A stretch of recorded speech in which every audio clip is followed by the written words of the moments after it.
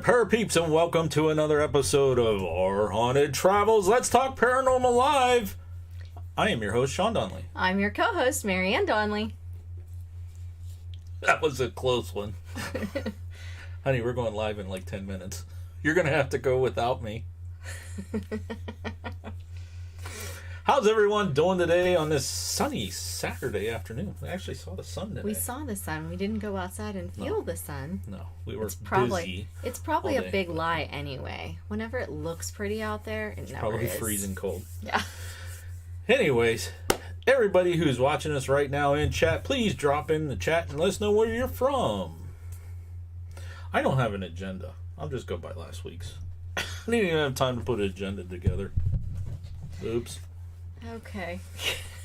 I said welcome. Yeah. Those who join us live, see, I'm doing good. There you are. Today's topic, we are talking about, did John Wilkes Booth get away? That's why I should have asked that question. What do you think? Do you think he got away, or they caught him in the Garrett's barn? Have you heard? That's a cue for you guys to write your answer in the chat. Thank He you. He didn't quite make that clear, Thank I you. don't think. Have you heard the theory that he got away? There's a better question. Have you heard that before? This was a big thing. It was. And then it was kind of like squashed. Mm-hmm. Anyways, that's today's topic. If you're watching on the playback, down in the description, I will put a link to the timestamp of when the topic starts, so you don't have to listen to all of our house cleaning. We don't have that much, though, because we're going to get into the topic. We got a lot of stuff to discuss. Okay. Introduction. Sean and Marianne Donnelly, owners of PanicD.com and OurHauntedTravels.com.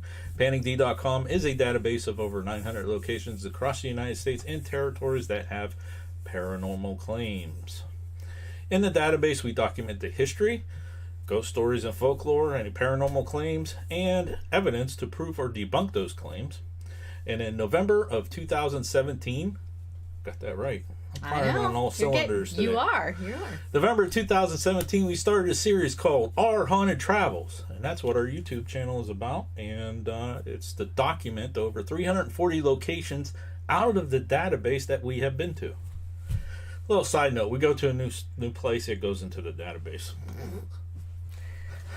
I say that, but okay, we pick one, we're going there, and we add them as we go there too. So. Well, sometimes we find things along the way, and that's why they get added. Which is a good thing to bring up. We find things along the way. Mm-hmm. Last week, we became affiliates of a service called Road Trippers, and we'll have some stuff coming out about that. That's the service that we use to plan our trips. It is. And I just posted a quick little thing on Twitter, and we already got 2 signups. That's awesome. It's a very cool service if you go in and you play with it, and we'll have more stuff coming out because we just signed up for it like last Tuesday. Mm-hmm. But it's kind of like what did I say yesterday? AAA TripTech meets Google Maps. Yeah, something like that. And you can plan out trips, but you can actually zoom out along your path and see different places along the way, and that's how we've been catching all these places when we go on a trip. Mm-hmm. Pretty cool. Yeah. We are official affiliates of Road Trippers. Are you going to put that in the description somewhere so that they can get to it? I'm going to put it in our newsletter. Do you have our links to drop? No, I don't. But it's just I'll put that in the description. A link to our Road Trippers. EM. Yes. PanicD.com/EM. If you're not part of our newsletter, you might want to sign up because I'll put all that stuff in there too. But there's a special code that you can use and get $5 off. Coupon discount. Coupon code just for being a parapeep. Pretty One cool. of the perks. We don't get $5 off. I know. Wait a minute. All right, what we got going on in chat? Happy Trails Hiking says that she believes whatever I believe. Okay. Yeah. But most people believe that he was caught. That is pretty much what that is. That's and what then, the history books say. Of course, coupons rock. So. John was here earlier. He said he was listening. I want to know what John's opinion was, if he can come back. He did not reply. Yeah, he said he was listening, but I'm interested from a historian perspective, because historians are actually split on this. That's right. And I thought this was just going to be a quick, easy topic. Hey, let's talk about that. I've been working on this now nonstop for about 4 days. up to about 10 minutes before we came in here, Mary Ann was proofing the blog post. There's a lot of stuff. The more and more I found, the more and more it was like contradicting each other and like, oh, this is cool, oh, that's cool. I didn't put that one thing in there, so remind me to mention Ford. Okay, yes. Okay. Yes. We are live, as you can tell. This is unedited, so I may say something stupid or wrong or whatever, but Mary Ann's here to correct me. Okay. Would you like to do a roll call, please? Let me scroll around and find that. We have D90 Bell, Happy Trails Hiking, Haunted by Haunted, Lori Bryant, Our Haunted Travels. Oh wait, that's you. Riser's Treasure Hunting Emporium, and Tanya Lambert. And of course, as you mentioned, we did have some people who were here a little bit earlier, like we had Inspired John was here and things like that. So why is it doing this? There we go. You need to look at it. Yeah, because I need to look at it. So we also, like I said, had those couple people earlier. So if you were not just in that let's say hi to Yankee in case he's listening. That just simply means that you haven't said anything in the chat for a while. And if you haven't said anything in the chat for a while, it kind of like, not times you out, but it kind of makes it seem like you're not there anymore. Yeah. So do you want to... And if you guys want to, go ahead, share it out, hit that thumbs up, all that other fun stuff. You know, you guys know the routine. Yeah, a couple of them said they have already shared it out and hit that thumbs up button and all that fun stuff. We appreciate it. Yes. Okay, newsletter, you already dropped that in chat? I did. All right, let's move on to your thing. I'm moving quick here because I got a lot of stuff to cover on this topic. I just noticed my hair looks really bad today. Honey, you can't have a bad hair day. Oh, I do, though. I'm looking at it in the little viewer. But anyways, go ahead. You want to show your... my items? You have multiple? I have 2 items. So you got 2 items from the collection. Yes. Formerly known as Mary Ann's eBay update. Right. These aren't from eBay, though, are they? Yeah, actually. Are they? One of them, well, yeah. Whatever. However you want to look at it. All right. So since we were talking about John Wilkes Booth and the Lincoln conspirators, kind of, today, I have a little piece of Dr. Mudd's house where Booth went and had his legs set from his break. Expression is, my name is Mud. Yes. Came from? Yes. And I also have a little piece of wood from, it's really tiny in there, from the gallows from the Lincoln conspirators when they were hung. So... Well, the ones that were captured. The captured ones that were went through the trial and were convicted. That's right, Lori. Mary Ann's Museum. And there was a question before we went live about does a hearse driver need a taxi license? Right. If you mean a chauffeur's license, no. Yeah, I would. And neither does a chauffeur unless it's more than 6 passengers. And I know that because I used to be a chauffeur. Okay. And used to drive a hearse. And I didn't have a special license. They're like, there's the keys, go. Okay, then. Well, there you have it. CDL. No, it's only if it's 6 passengers or more is a chauffeur's license. And CDL is 14, right? No, 6. 6? Okay. 6. Mm-hmm. Okay. That's why you see those light, tiny little buses sometimes. Okay. They're only 6 passengers. All right. Well, there you have it, folks. 6. It doesn't go by weight. Surprisingly. I don't need a special license for a Class A RV because it only has 6 passengers. Which usually it's Which one. is the same size of a semi-truck. But yeah, but usually it's 1 passenger. Yeah, usually it's 1 because we don't have a towing capacity. Well, we do, but I wouldn't trust pulling our car behind that thing. Yeah, and normally you drive the RV and I'll drive a car behind us. Yeah, she's ready to me. You're off the road. Yeah. You're off the road now. Okay. You got about 3 inches and you're going to be on the grass. All right, so last week on the channel we covered, we had that evidence video from Stagecoach Inn with the flashlight. You saw that video, didn't you? I did. That was pretty interesting. And then yesterday, I was a little behind because we had a lot of stuff going on this week. But yesterday we premiered our trip to the Library of Congress. I didn't have a Patreon or a newsletter last week because we were a little busy. But coming up, we're going to have a Patreon. Might have two. I don't know yet, but we'll see what happens. I don't know what we're going to be doing next week yet. Okay. That's for tonight to decide. Oh, right. Okay. Saturday night. What we had going on last week? Last week we had so many things going Well, on. we had the had National Honor Society. So you got your new inductees. How many new ones you got? I inducted 20 new inductees. 20 new inductees. So if we got any Newton Falls kids watching, that's National Honor Society. Congratulations. That's right. Yeah. In the chat, Riser's Treasure Hunting Emporium says, a corpse traveling by train needs a ticket. Needs a ticket? Needs a ticket. Or shipping. So, yes. Did we do that thing about shipping kids? I did it That was in Patreon. Yes, we did it in Patreon. Patreon. Yeah. Mailing kids. Yeah. I wonder if you could mail a corpse. Well, nothing that's alive. So, corpse maybe. Okay. I think we're ready to roll. Are we ready to go? We'll have to ask my cousin, who was a U.S. Postal Service employee for 30-some years. So, ourhauntedtravels.com, if you want to follow along. If not, our blog post will be on there. That's where we're going to go from the blog post, because there's a lot of stuff here. And I said, I'm not going to write a script and then write an agenda. I'm just going to write the blog post.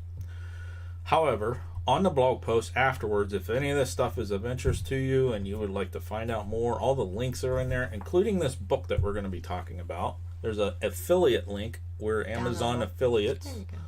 This book is linked off of our blog post, and we're going to be talking about that. So what did they say about they heard about the that he got away? Did anybody answer that? Nobody really answered that I saw. They just kind of... Has anybody heard the possibility of of Lincoln getting away? The name of this book, by the way, is The Escape and Suicide of John Wilkes Booth, A Complete Confession by Booth. Yes. Has anyone heard of this before? Anyone? Bueller? So Dezombified has joined us and says hello. They missed Boris. And Tanya Lambert said, nope, I had not. Boris was in last night's video, if you want to go and catch it. He gave the paranormal about the Library of Congress. Didn't he? He did. He did. Yes. Brandon Hosey Paranormal said that they have heard of the theory. Okay. Riser's Treasure Hunting said they heard of it but never really considered it. Well, it's quite interesting. And I'm going to tell you the story and how we got involved with this. That right there, what you're looking at, is ourhauntedtravels.com and the blog post that we're going by. But paranormal, the definition of paranormal is something that cannot be proven scientifically. And half of our team is science-based, so this is kind of apropos that we cover these topics that you can't prove it. Okay? And all this research that I've done... Might be able to prove it. Well, scientifically, right? So is this considered paranormal? Woo! Anyways, we're going to talk about it on Let's Talk Paranormal anyways, because it's my show, and... No, I'm just kidding. Oh my gosh.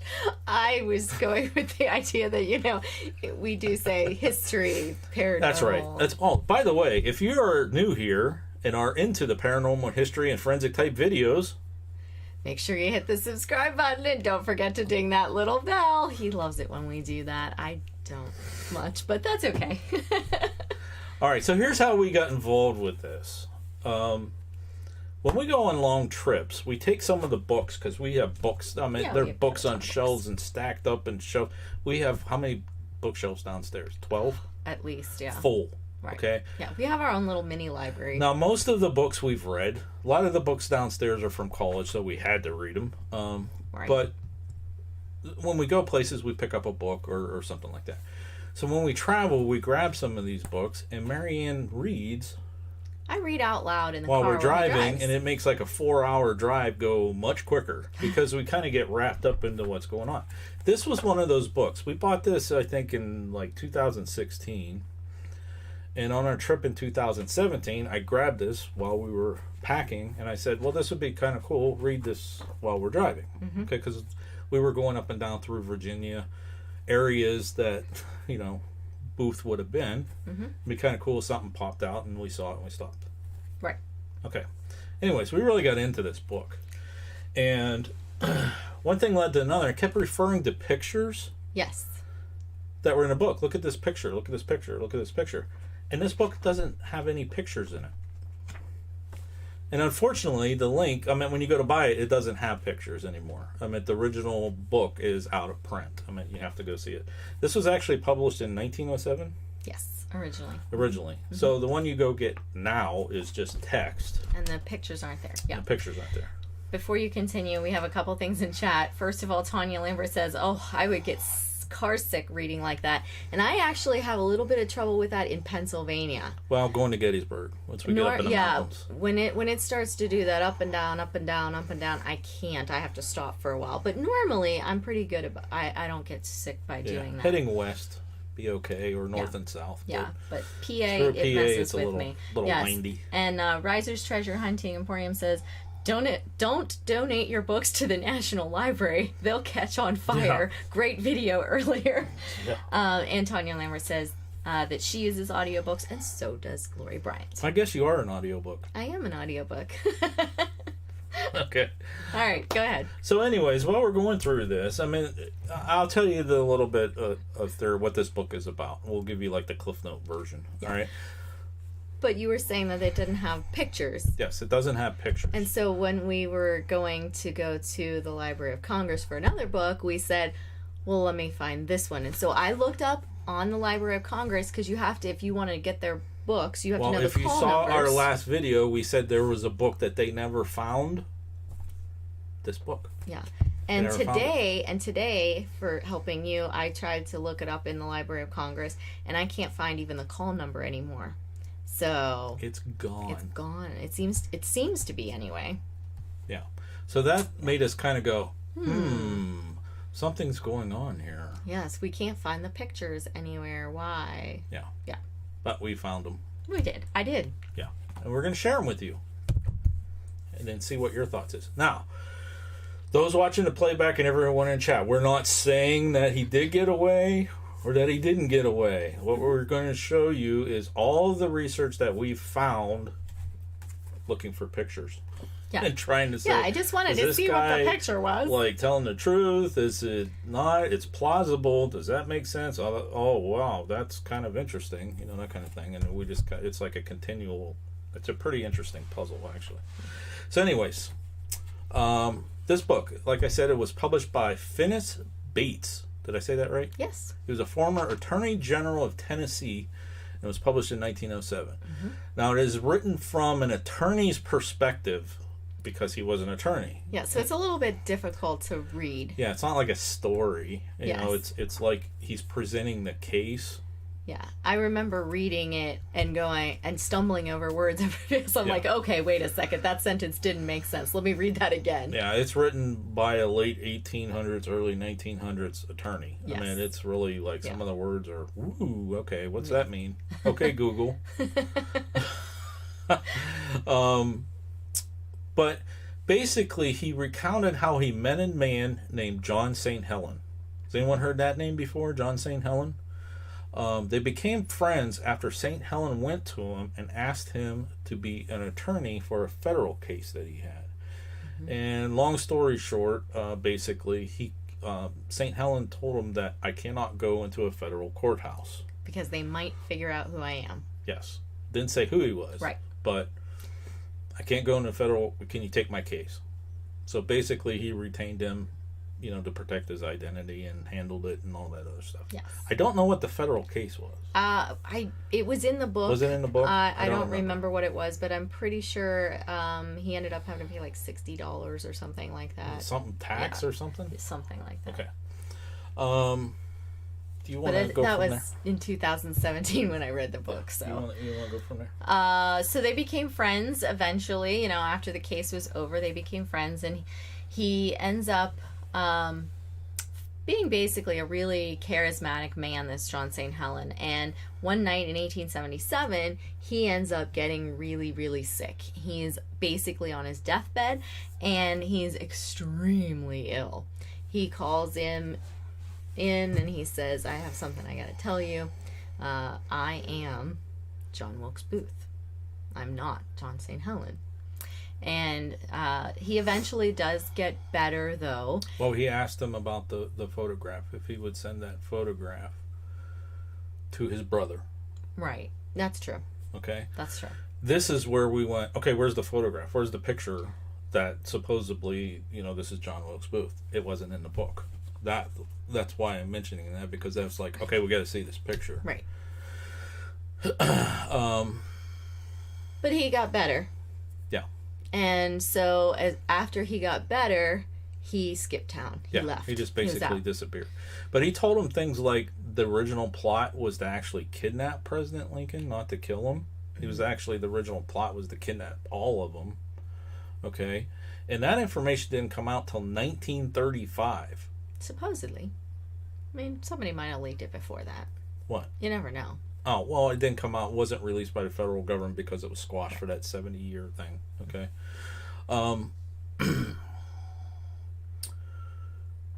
That's why you didn't say it, because it's down there that he had the photograph. He was supposed to send it to his brother Junius. Did I say that right? Junius Brutus Booth. Yes. In New York City. Now, like you said, he disappeared after he got better. He's like, oh man, I told this guy I was Booth. Yeah. He disappeared. He did ask him to make sure that he didn't say anything till after he was dead. Yeah. So 25 years later, Bates gets a telegram from a mortuary saying that a gentleman named David E. George said that he is supposed to come and take care of his remains. Yeah, basically. He died. He's supposed to come and take care of stuff. And it turns out that was St. Helen, i.e. Booth, and he basically committed suicide drinking arsenic. Okay. After he had just recently told someone else that he was actually John Wilkes Booth. He confessed. Well, he was older. He used to go to the bars and drink, and then he'd say, he'd get loose-lipped once he was drunk. Right. And he was a Shakespearean. Both guys were, they knew Shakespeare and would recite it and all kinds of stuff. Mm-hmm. All right.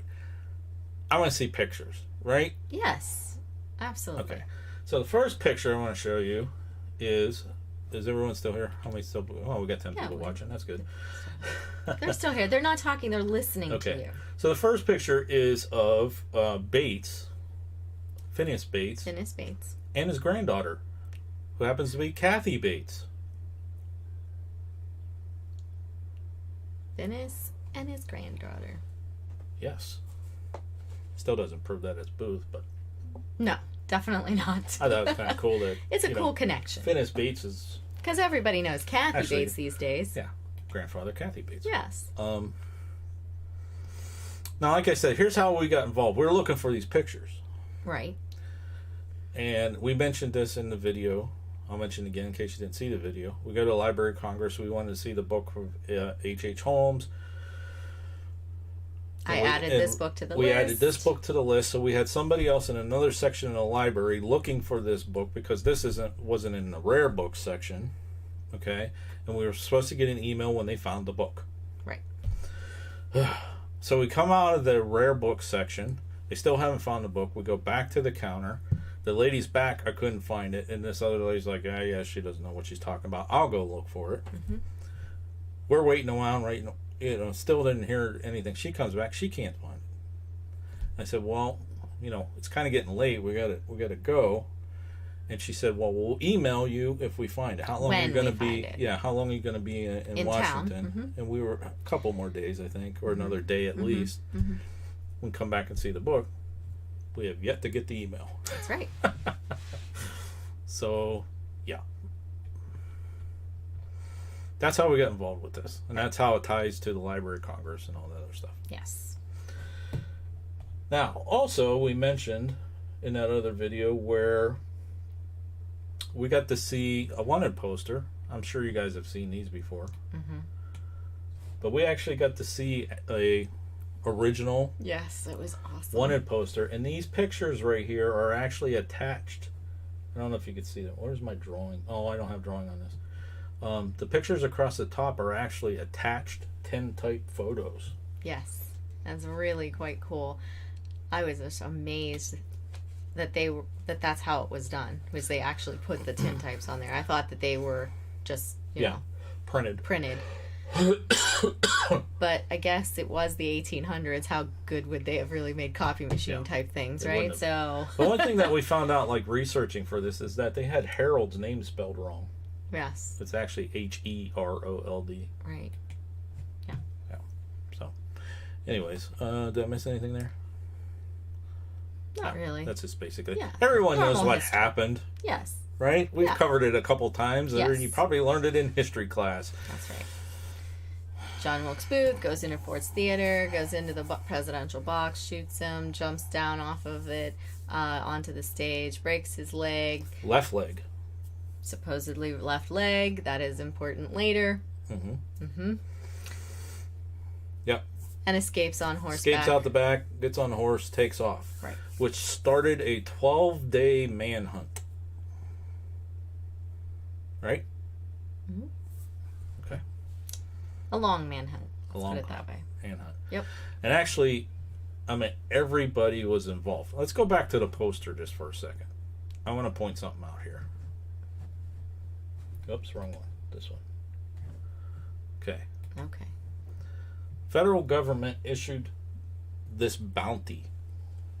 Okay?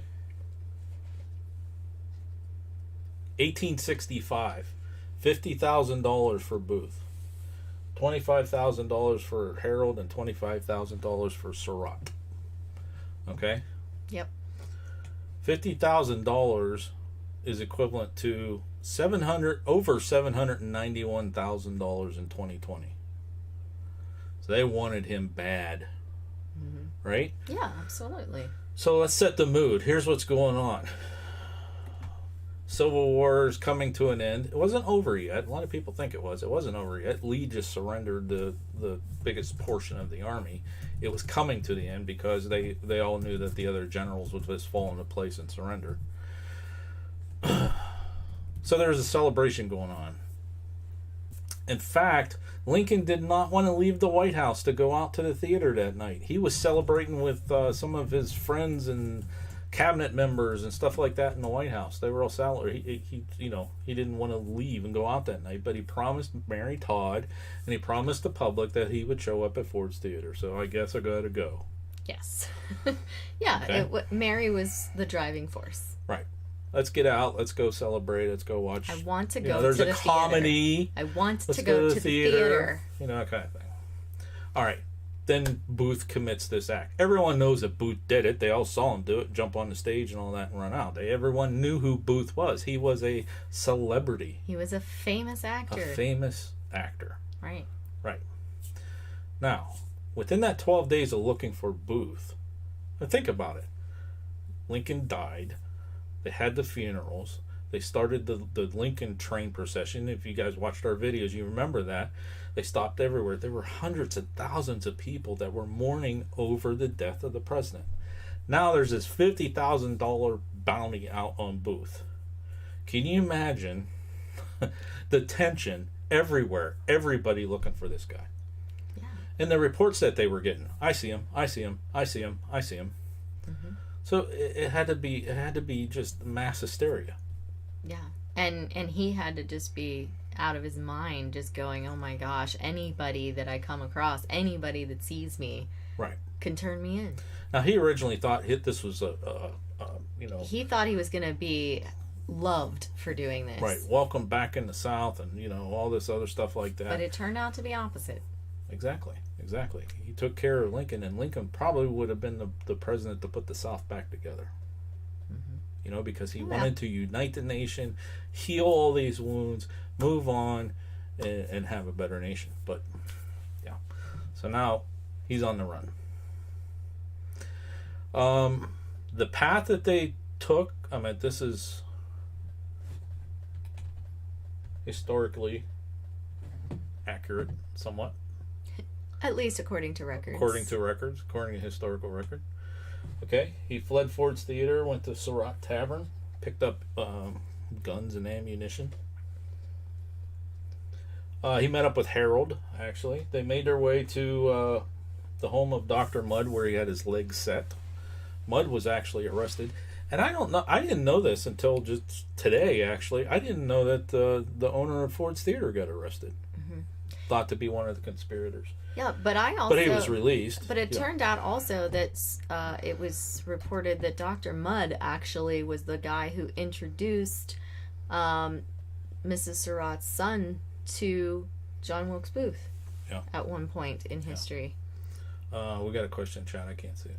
Didn't Lincoln have a dream about not finishing his term? Yes, he did. Yes, he did. He had a dream of the president being in the east wing of the White House. Mm-hmm. So anyways, they eventually make their way down to the woods, and they spent 5 days in the woods hiding out, and so on and so forth. Made their way to Garrett's farm, where they spent roughly 2.5 days until the military caught up with them. Federal troops. Now, this is what I learned in school, and this is what I thought to be accurate. Okay, right. Federal troops surrounded the barn, told him to come out. He said, anybody comes in, I'm going to shoot him. Okay, so they thought he was armed. They set the barn on fire. Harold actually came out and surrendered. Mm-hmm. Okay, which later he was one of the conspirators that was on that gallows that you have a piece of. That's correct. But there was a man who stayed in there. They thought for sure it was Booth, and they set the barn on fire. Did I say that? Colonel Conger issued a command to set the barn on fire. Still, he wasn't coming out.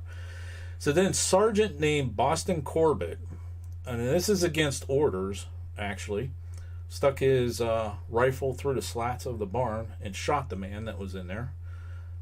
He thought that it was a fatal shot, but it wasn't. He actually hit him in the neck and actually paralyzed him instantly. Yes, and he lived for a couple hours after that. Right. They carried him out of the barn to the steps of the farmhouse, and he later passed away.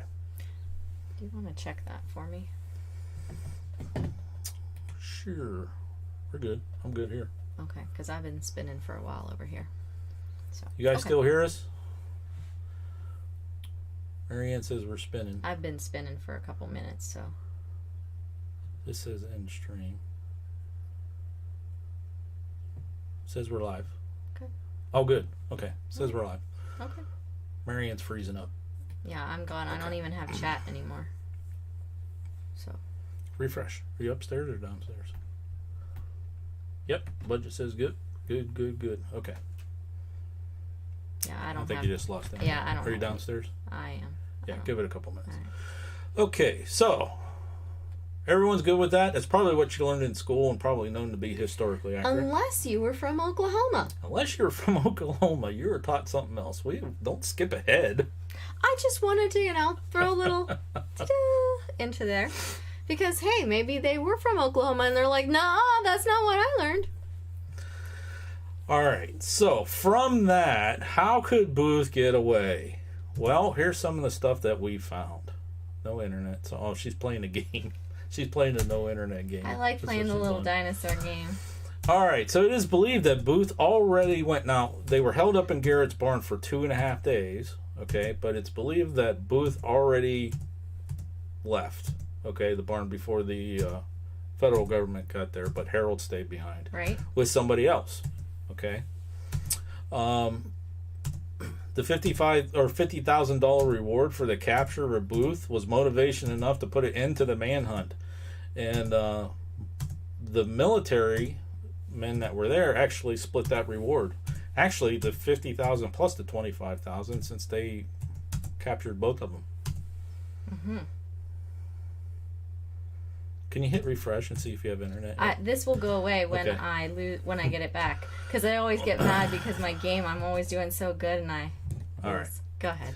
So anyways, a single photo of the man believed to be Booth was taken, but it quickly disappeared from the files of the Secretary of War, Edward Stanton, along with 27 or more sheets from the diary found on the man in the barn.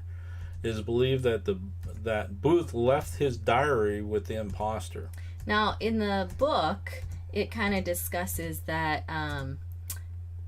he left it accidentally when he was doing something, and he sent somebody back for it. And so he went ahead, and so that may have been the reason that this guy had the Booth diary, and it wasn't Booth. So he accidentally. Supposedly. Okay. Yeah. Rumors began to circulate almost immediately at the time that Booth did escape. Mm-hmm. See, I never heard that before. Later, the photographer's adult son, who claimed to take that photograph, actually said it was never taken because the face of the man captured at the barn was not recognizable. So he got a little bit... controversy. Yeah. Right away. Was it taken? Was it not taken? Still don't have internet. Nope, I still don't have internet. Okay. So if you're talking, I don't know it. So... If I'm talking, you don't know it? No, if they're talking, I don't know it. Okay. Well, you can see chat right here. Oh, you have chat over there? I didn't realize you had chat. On the orders of Stanton, Lafayette Barker staged a mock burial. Now, this was in this book. See, I got multiple books that put these things together. It does take me a long time to put these together. In this book here, by Bill O'Reilly, actually, that's where this comes from. It says, a mock burial of Booth's body was staged on the Potomac River. Now, remember the mood that I set there, how the nation was? They want this guy, okay? Yeah. So what they did was they wrapped up some weights in a horse blanket, make it look like a body, went out on the Potomac River and threw it over and said that was Booth. Yay! But then the boat made its way up the river to the grounds of the Washington Arsenal, where the actual body was supposedly buried inside a gun box that served as a casket. Yes. Official reports of the identification was made there at that arsenal by Booth's dentist and personal physician in Washington. However, both of these gentlemen were close friends of Booth and the Booth family. So there's question to whether the identification could be trusted. Yeah, their idea is that maybe, just maybe, he was trying to protect the family. Like, he got away. It's okay. It's not him, but I'll say it's him. Yeah. That kind of thing. Dr. Barnes, who was the Surgeon General of the United States, and he actually tended to Lincoln as he lay dying in the Peterson house, performed an autopsy on the body before it was buried. He removed the 3rd, 4th, and 5th vertebrae, which is roughly 18.9 grams, from the neck that now resides in the same museum of the National Museum of Health and Medicine, and it houses the bullet that killed Lincoln.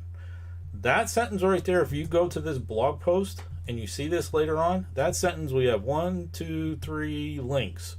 3 of those places we have personally been to. Yep.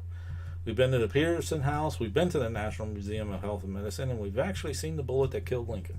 That's right. It's pretty cool.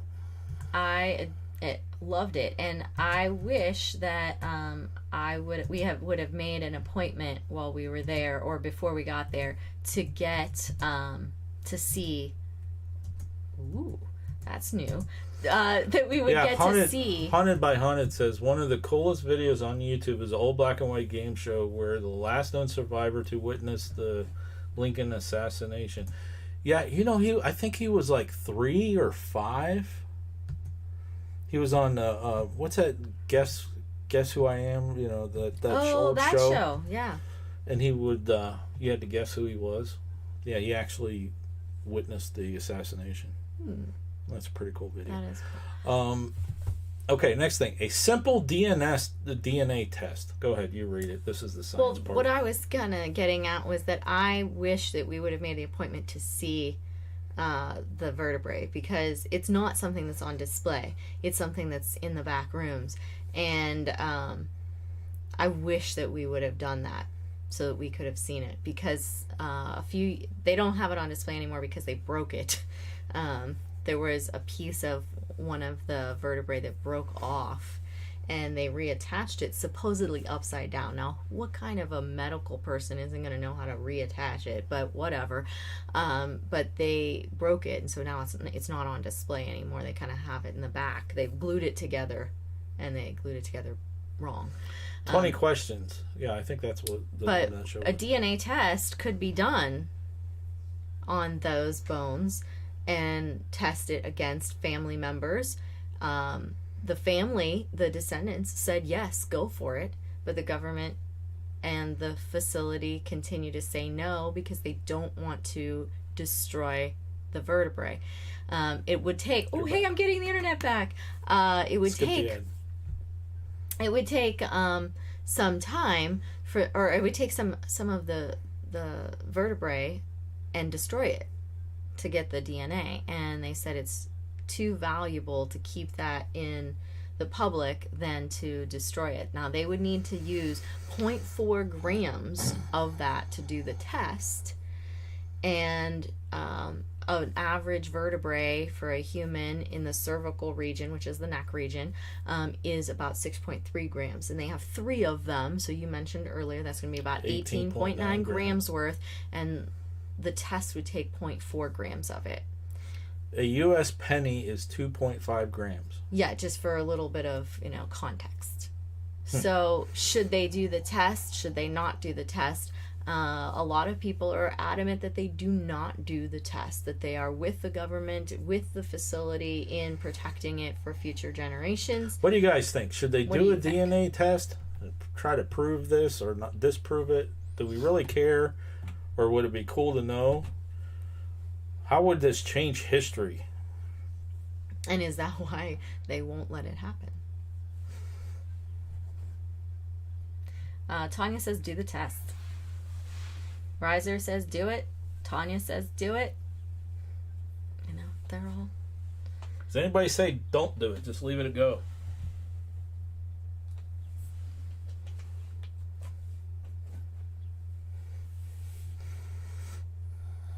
Do the test. Lori says, do it. Edward says, do it, please. Yeah. So, yeah. So we have a new focus for our channel. Okay? Here's our new focus. We calculated that we need about 100,000 subscribers, and we need your help, okay? Because you got to share out Panic D videos, Our Haunted Travels, to help us get 100,000 subscribers. Then here's what we're going to do. Once we hit that many subscribers, we're going to start taking out petitions to the federal government to tell them, hey, we own this stuff. Here's what we want done with it. Do the DNA test. We're going to go after this one. We're going to go after the Lindbergh case. Baby. We're going to go after the H.H. Holmes stuff. What else are we going after? We made a list before we're going live. So that's the purpose of our channel. So if you guys are behind us, I'm not kidding. I'm serious. I'm laughing at you, but, It could happen. It would be could really happen. cool.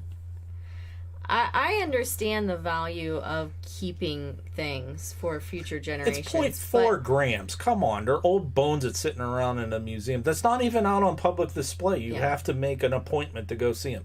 And I bet you if you make an appointment to go see them, it's like, oh, we can't find them. I'm sorry. They better not. They're probably in somebody's personal... don't get me going on conspiracy theories. We'll get demonetized. All right, so even after Booth's death, reported sightings of Booth were made across the country. In 1872, and you're going to have to do this. I can't pronounce these words. Our hunter DNA testing sounds cool to me. That's right. See? So you got to help us get to 100,000 subscribers. Read these, please. After Booth's death, reported sightings were 1872 in Sewanee, Tennessee, 1877 in Granbury, Texas, 1878 Nebraska City, Nebraska, 1895 Fort Worth, Texas, 1899 Hydro, Oklahoma, 1900 El Reno, Oklahoma, 1902 Enid, Oklahoma. So you want to see the picture that John St. Helen gave to Barnes, right? I got the names right. That said, send to my brother. Bates. I knew I had it wrong. Bates. You want to see the picture? I'll show you the picture. See what you think. Here we go. This is the picture we were looking for. That wasn't in the book. right there.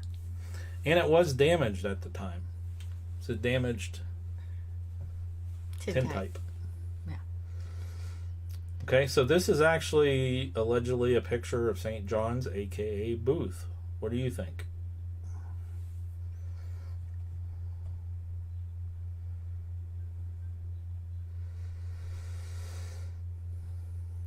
Does it look like Booth? Could it be Booth?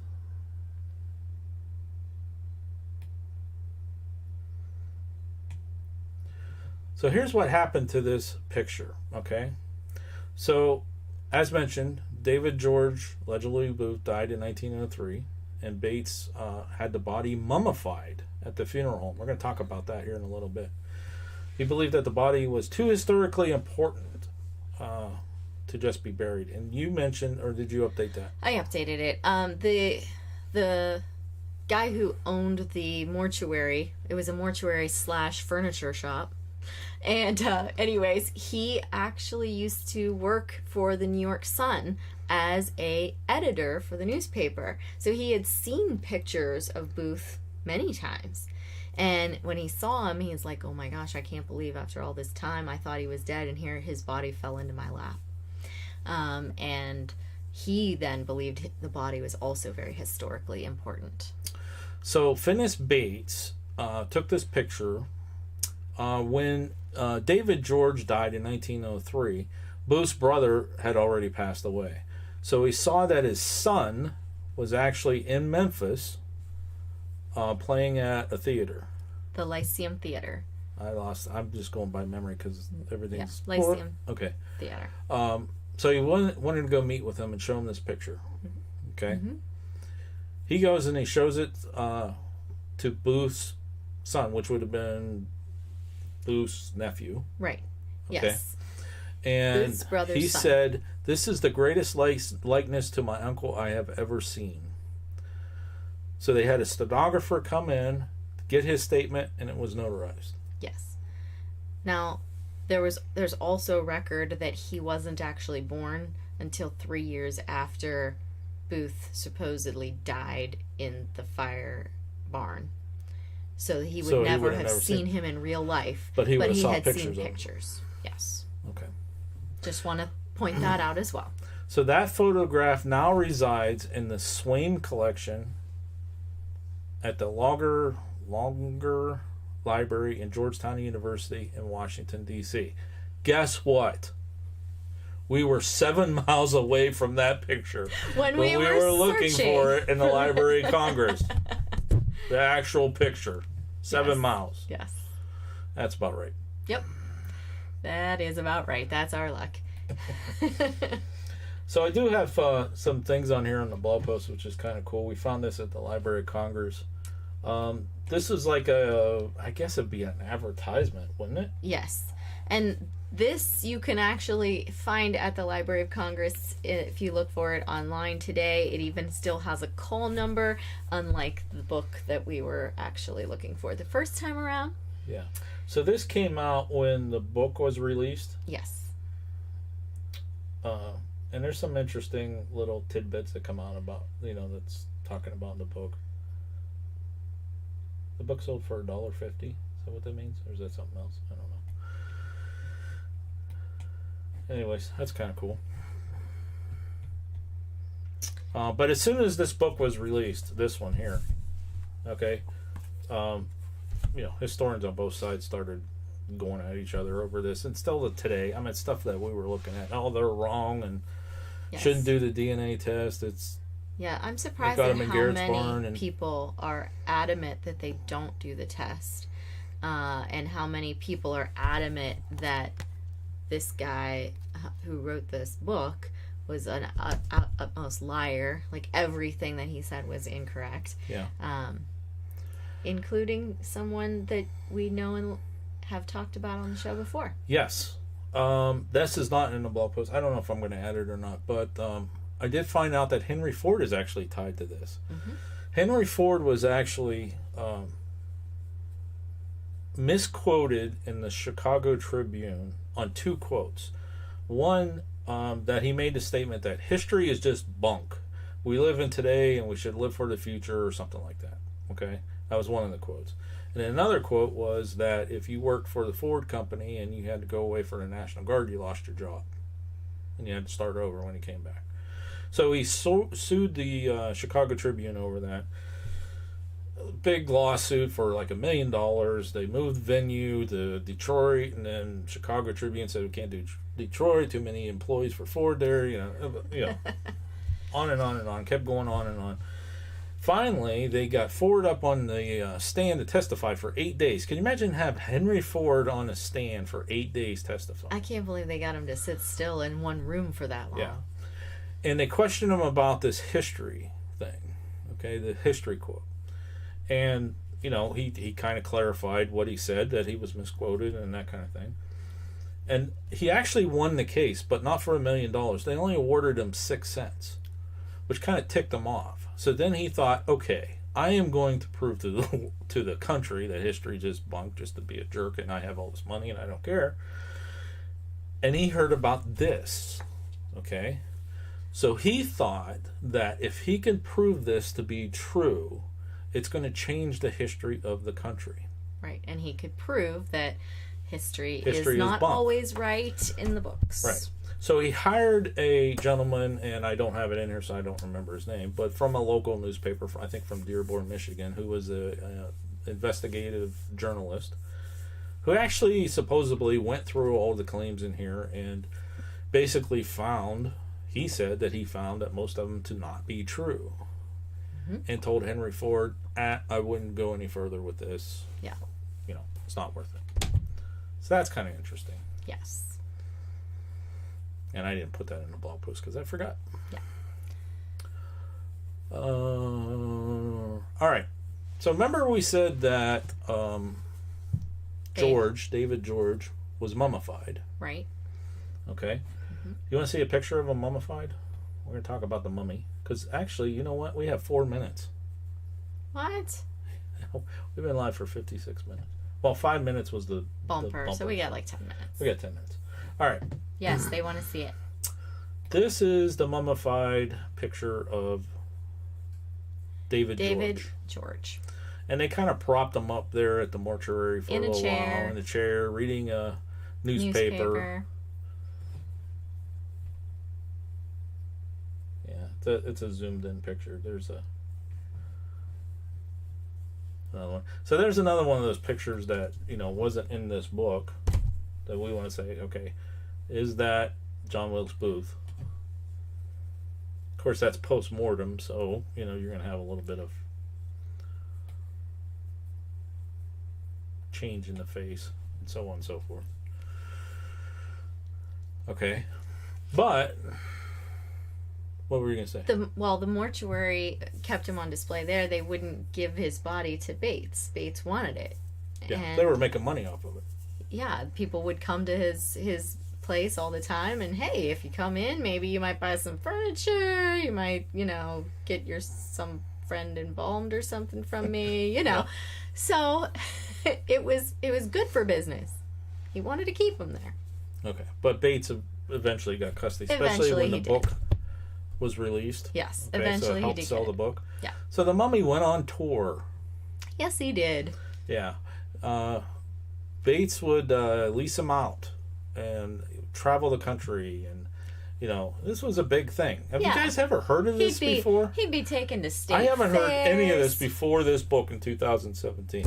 He'd be taken to state fairs, and he'd be in carnivals. He'd just be everywhere. Yeah, here we got like a little newspaper article about it.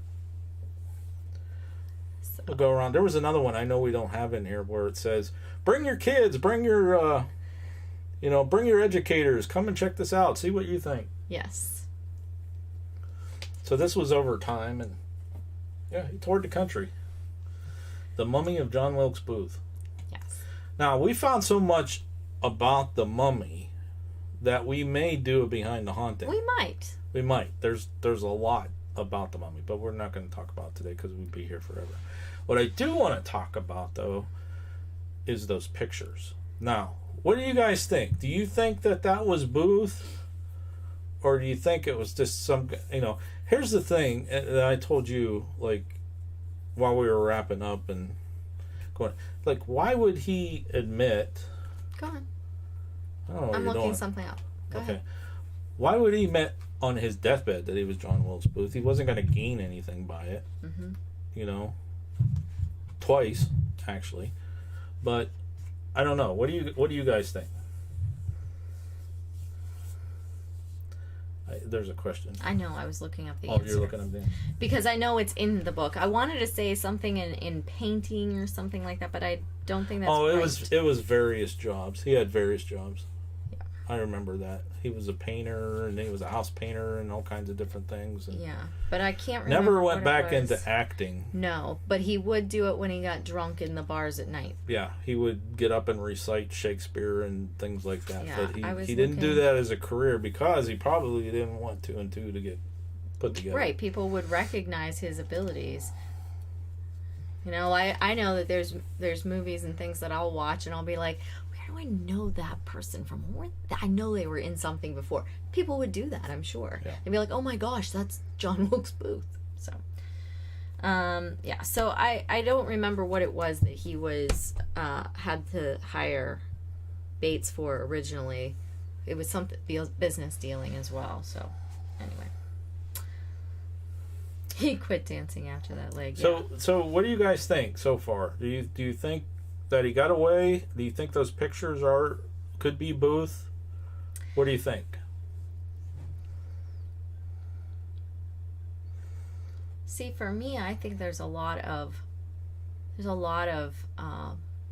pictures of old pictures of people that they look a lot alike.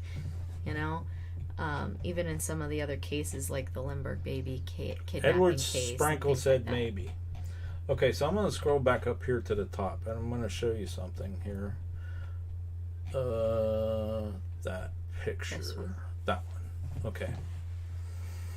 Now, as I was digging up and looking up research and everything, I found out that Discovery Channel actually had a show. Have you guys ever heard of Mummies Unwrapped on the Discovery Channel? They put out a show on April 17, 2019 called Mummies Unwrapped, Hunting for the Mummy of Lincoln's Assassin. Has anyone ever heard of that, seen the show, anything like that? Okay. I'd heard of them. You've heard of it? I'd heard of it, Okay. but we hadn't watched any episodes of it. No, we didn't. But I found it, and I got us hooked up with the Discovery Channel, and we actually watched it today. And the article that I read about this, they talked about it, and then we actually watched. So, facial recognition is a thing, okay? It's where they take pictures and they use a computer and they try to match things up, all right? We saw facial recognition on American Ripper with the H.H. Holmes and the Jack the Ripper and that kind of stuff, where they were matching up the pictures and everything. Well, the two pictures that they took, they actually did 3 pictures, okay? They did these 2 pictures here, which would be a picture of Booth and a picture of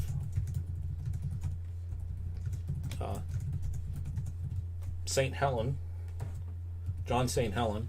Now, you got to remember, too, that these pictures were taken years apart.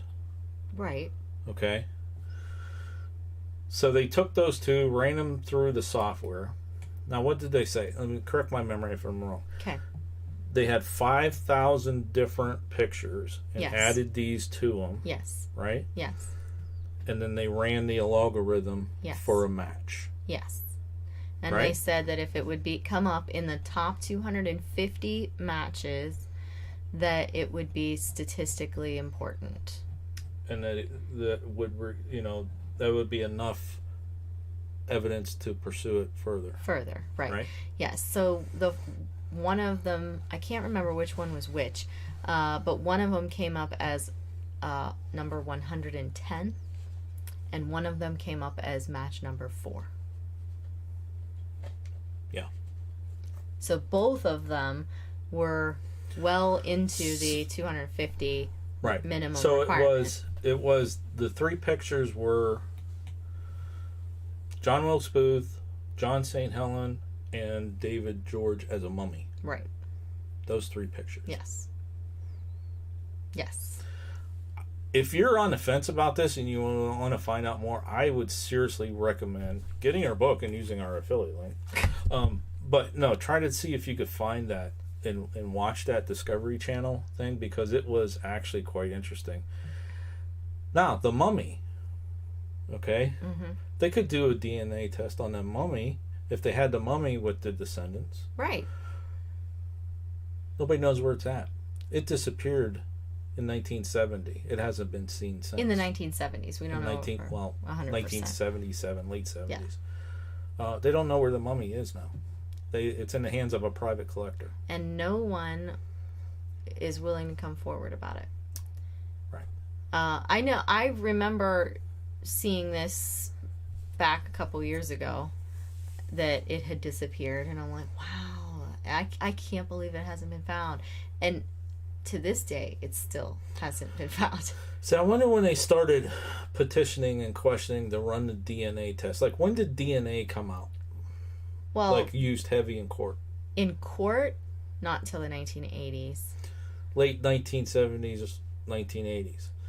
But they didn't have a technique so I'm going to throw for it till a the conspiracy 80s. theory They didn't have out a technique for it till the 80s. So what if the federal government said, hey, we got to hide this dummy. We'll pay you to be the collector of it, and don't tell anybody where it's at. Oh, jeez. That's really... It's a conspiracy. It's a theory. Yeah, that would be a real big It seems interesting that the mummy disappeared about the same time the DNA evidence is used in a court. Well, it was in the early 1980s. Making you think, ain't I? It was in the early on your face. Well, it was in the early 1980s when they started using it for the first case, and the technique had actually been figured out just like the year previous to that. So it's like 1982, 83 when they came up with the technique to use it that we can use it in court. And this disappeared in the late 1970s. Nobody's seen it since then. So we got about 5-7 year range here. So here's how the mummy. Okay, so in 1923, Bates passed away, and his widow sold the mummy to William Evans, the Carnival King of the Southwest, and it toured the country till 1950s. It was last seen in public in the late 1970s, and it's in the hands of a private collector somewhere, and nobody is talking. Now, that show that we were talking about with the facial recognition, they were searching for the mummy because it's called Mummy Unwrapped, and they got close to a guy who has a private collection, and he would not release where it was at. No, he said he had seen it though. Yes. So he knows. But see, in the 1930s, they actually Are you going to tell him X-rated. the interesting thing about that guy though? I don't know. Do I know something? It's in the same town. Oh, yeah, the guy who they talked to, who had seen the mummy, that was supposedly John Wilkes Booth, before or after, he said after it disappeared, he saw it. He lives in Silver Spring, Maryland, which is the same place where the National Medical Museum is that houses the actual vertebrae from John Wilkes Booth. And the bullet that killed Lincoln. And yep. It's in the same museum. Yeah. The same, those two things are in the same museum, but they're in the same town. That's crazy. Yeah. Yeah. That I immediately saw that when it came on the screen that they were in Silver Springs, Maryland. I'm like, oh my gosh, that's where the medical museum is. That's where the vertebrae are. 1986 was the year that the Mann case was in court, where they used the DNA for the first time to solve her murder. But he had figured out. That's a far-fetched theory. Which one? I threw out all kinds of them. The one about the people, the government paying the guy to take the mummy. Well, it is just north of Washington, D.C. Yeah. It's a suburb of Washington, D.C., actually. Yes, it is. But Linda Mann case was the case in 1986, but I believe it was the year before that, or 2 years before that, when they figured out how to do DNA. It was actually from it was figured out for cases for determining, I know this, for determining not parentage, but the lineage. that they can determine lineage from it. And the doctor was actually knighted for it. But I think that was like a year or two before the Linda Mann case. And it was over there in England, Leicestershire, England. So, anyway. But Ghost thanks for Lab pulling that number out that for me, investigated locations tied to the Booth getting away theory. Thank you. I'll have to look that up. Yeah. See, because like I'm on this binge right now with all this stuff. I'm like Johnny Five. Input. I went through 3 books. I don't know how many websites. Videos. Yeah. We watched 3 documentaries. Watched that one twice. But what you didn't mention that I wanted to mention was in 1931, I believe it is, there were people, they actually x-rayed the mummy that was going around. Yeah, so I didn't go into too much details about the mummy in case we do the behind the haunting. Oh, okay. But see, there's certain things too, like they had affidavits of doctors that examined that mummy that had the same attributes that they knew that Booth had: the busted left leg, the scar above the But the x-ray left showed eye. it was the right leg. No, that's not true. That's the not one they true? pulled out of the barn, the right leg was the guy they pulled out of the barn had the right leg was broke.